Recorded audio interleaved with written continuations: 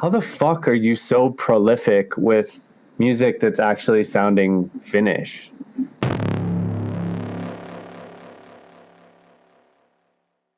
You know, like, what is your workflow start to finish to where you don't overthink it? See, that's where I'm going back to, I always make my sub and drum sound perfect. Because once your sub and drum sound perfect, your basses are really just like a little section of the EQ, like the middle part. If you like, amen, to make it simple. And then I just leave the room at the top end for the hi-hats and whatnot, like the lasery sounds.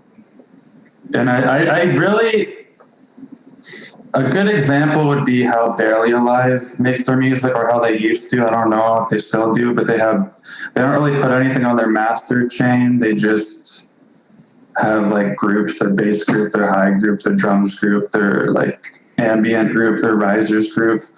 And that way you can just sidechain the whole group so it sounds clean. Mm-hmm. So do you, because when I listen to your music, it sounds like you don't second guess a single decision you make. Is it typically a pretty linear format for how you write music? Is it like you find the right thing and add it? How much like painstaking effort goes into choosing things? Well, I usually go through like, I'll switch the drums at least 10 times before I release. Okay. But what stays the same for me is the sub. I always use just a basic operator sign and maybe a little bit of saturator on it. And I try to keep that around like -1. Mm-hmm. So how many hours would you say it takes you from start to finish per track on average? See, some tracks are like, I'll make the melody and go back to it months later. So I guess it's like many hours. But for some of the tracks on the album, it's just like I'll spend an hour or two on the melody and the skeleton. By skeleton, I mean like intro, like arrangement. And then I'll take a second session, maybe another hour or two to like make the mix sound good. And by mix, I mean just drums, sub, hi-hats. And then I'll pretty much just, once you have a flow down with the sub and drums, and once it sounds good at that end, it doesn't really matter what you do. You can duplicate your CM patch 20 times, and every bar you can just like change it, and it'll still have a good mix because my mids group is EQ'd in a way where it's only taking up that space anyways.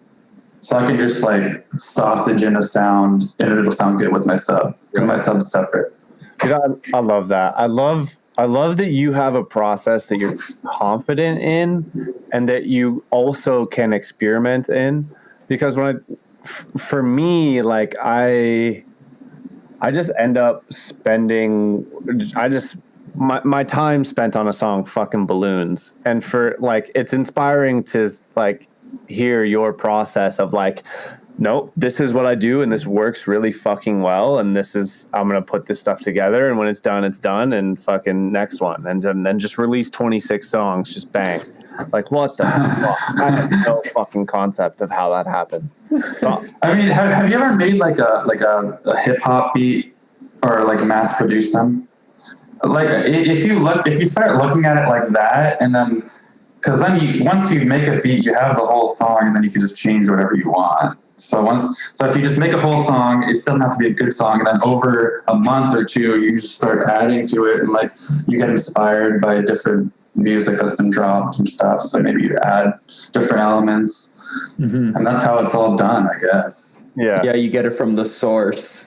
Yeah, you just get. Yeah, I love too that you said you have this system where you start with drums and sub, because I tell everybody that if you could base your mix around that, like you said, you could sausage in basically any other sound and place it exactly where you want in the mix, and it opens you up a lot more to the creative side of things, where you can just have fun and experiment and tap into that kid-like state of play versus, all the tutorials and stuff are great, but when you're in the zone, you don't want to be thinking of, I need an EQ at -12 here and technical this and this technical term and compression and multiband and blah, blah, blah. It's just... The funny thing about that is like at least 10 of the songs, I pretty much don't EQ anything. I just compress it to taste, and then I'll EQ the whole group at the end to just make it not muddy. Totally. Well, and I love to real quick that you said you switch out the drums 10 times, because kick, snare especially are like 80% of your mix. So that's just it may sound good in the beginning, like in your intro, and then once the drop hits, it's just not enough. So you have to, and you don't want to layer too many kicks, because then it sounds. I usually try to use one kick and multiple snares. Yeah, agreed. Same. Yeah, but I mean, that's just like such proof in the pudding. I don't know. Is that a saying? The proof is in the pudding? The proof is in the pudding. I don't know what that means anyways, but continue. The pudding here is that if you choose the right sounds, you don't really need to fuck with too much of the EQ. Like, if it sounds good together already, like, that's that job done. Like, we've talked about on this podcast before many times about how the best sounding mix you ever do is also going to be the easiest. And that's not because some random chance. It's because the best sounding mix starts with the best composition of elements that aren't stepping on each other's toes, that sound good right from the start, and you only have to kind of nudge them a little to sound really great. The best mixing tip I ever, or the best mixing tip I ever actually got was from you, Nick. I don't know what it's called, but the way the EQ cuts off like the 2.5 to 5K a little bit, then you boost the high ends. Yeah. That's what really made my music go from like kind of loud to it actually sounds loud now. You know what I mean? Sick. It's kind of like you're tricking the ears. You told me. Yeah, totally. I think we talked about the Fletcher Munson curve in a previous episode, and I'm gonna make a note to link that down below. But yeah, man, I love that. I think that just makes it so much easier to have fun and write a lot more music. I like it. What's up, humans? It's Luke, your friendly neighborhood trap Jesus. Thanks so much for watching the podcast, checking out our videos. We truly appreciate you. So, Rip Kenny, Tesco, and myself got you a gift. We made you a free sample pack. It's got basses, it's got FX, it's got crazy percussion and Foley sounds, and it's free. It's all yours. Just click the link in the description below. Also, make sure to hit that subscribe, hit that like button, and share this with your friends. We appreciate you. Peace out and peace among worlds.